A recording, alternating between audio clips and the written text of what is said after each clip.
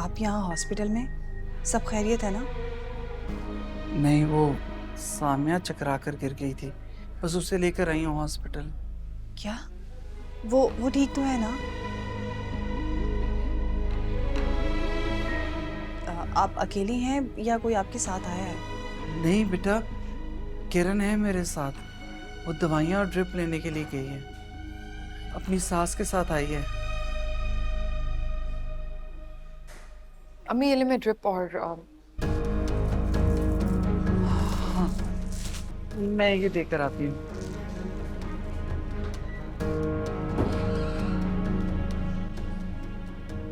सानिया, तुम यहाँ?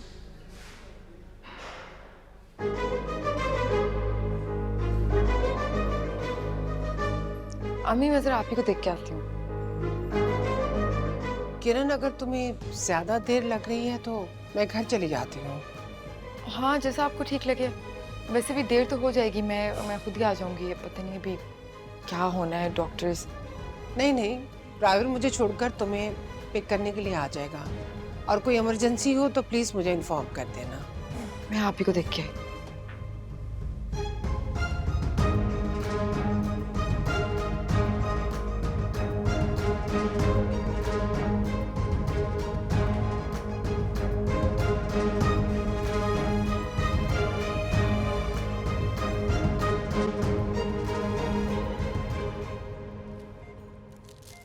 डॉक्टर साहब, ये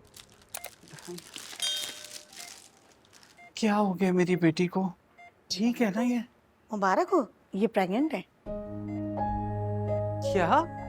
वीकनेस की वजह से चक्कर आ गए हैं। ऐसी कंडीशन में चक्कर खा के गिरना इनके लिए और बच्चे के लिए बहुत खतरनाक है।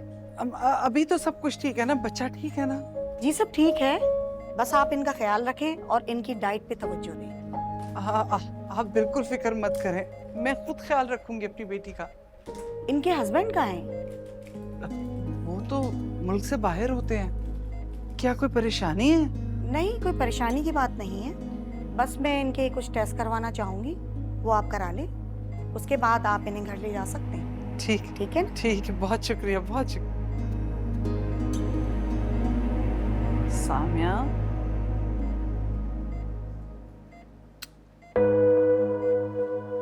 देखो अल्लाह पाक ने इस मुश्किल वक्त में भी कितनी खुशी की खबर दी है हमें। मेरी बेटी माँ बनने वाली है। जानती हो, बाहर किरण भी आई हुई है और उसकी सास भी, और मुझे सानिया भी मिली थी अभी। बहुत पूछ रही थी बेटा तुम्हारा। सानिया भी इधर आई हुई है? लेकिन तुम्हारी परेशानी में मैं पूछना ही भूल गई, वो बेचारी क्यों आई है यहाँ पर। अल्लाह उसकी भी सारी मुश्किलें आसान करे। अच्छा, मैं बाहर जाके डॉक्टर साहबा से भी बात कर लूं और किरण को भी बता दूं, बहुत खुश होगी। बहुत प्यार करती है बेटा वो तुमसे। आती हूँ मैं भी, घबराना नहीं। हाँ,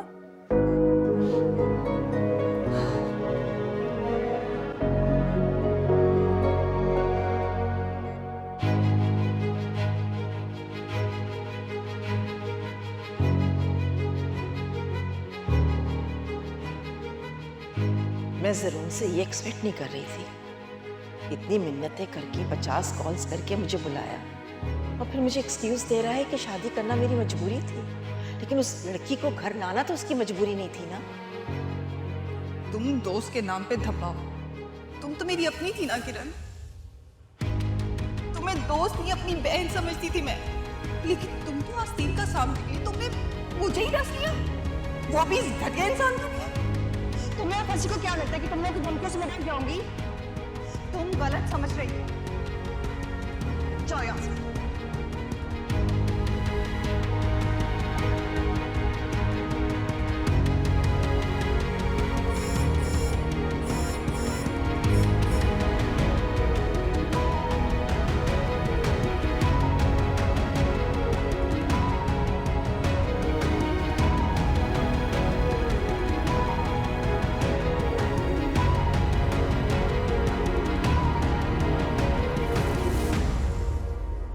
क्या? किरण वो है जरून की बीवी? जी आनी, उसने एक बार फिर मेरी पीठ पे छुरा घोंपा है। मैं तो सोच भी नहीं सकती। जरून को वो मिली कहाँ मक्कार लड़की? उनके ऑफिस में काम करती है। तुम्हें क्यों नहीं पता चला कि वो जरून के ऑफिस में काम कर रही थी? और सोचने की बात तो ये है कि वो जरून के ऑफिस तक पहुंची कैसे? कोई बड़ी बात नहीं है आनी, कोई कहीं पे भी जॉब कर सकता है। नहीं नहीं नहीं, ये उस लड़की का पूरा प्लान हो सकता है वहां तक पहुंचने का, क्योंकि मुझे लग रहा है कि जो कहानी जरून ने मुझे बताई थी ना, तो मुझे हल्का फुल्का शक हुआ था, लेकिन अब मुझे 100% यकीन है कि जरून बेकसूर है, वो इन्वॉल्व नहीं है इसमें, उसको ट्रैप किया गया है। बेकसूर तो खैर नहीं है वो। सानिया, तुम जानती तो हो किरण कितनी चालाक और मक्कार लड़की है। सारी जिंदगी उसने तुम्हारा यूज किया है, और जब उसका मकसद पूरा हो गया तो उसकी असलियत और औकात सामने आ गई।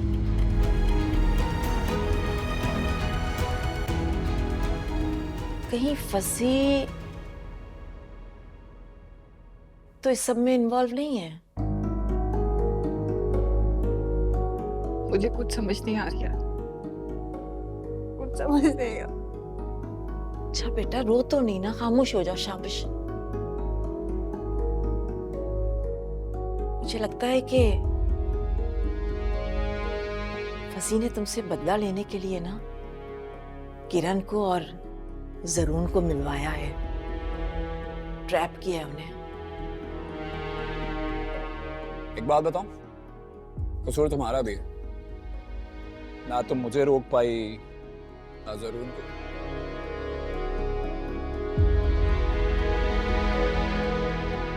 पता नहीं क्या सच है क्या झूठ है आनी। मैं ये किसी की प्लानिंग है या फिर इत्तेफाक है, लेकिन फसी और किरण तो जीत गए ना मुझसे। जरूर को मुझसे छीन के उन दोनों ने मुझे मार दे दी। नहीं सानिया, नहीं बेटा। वो दोनों जीत गए मुझसे।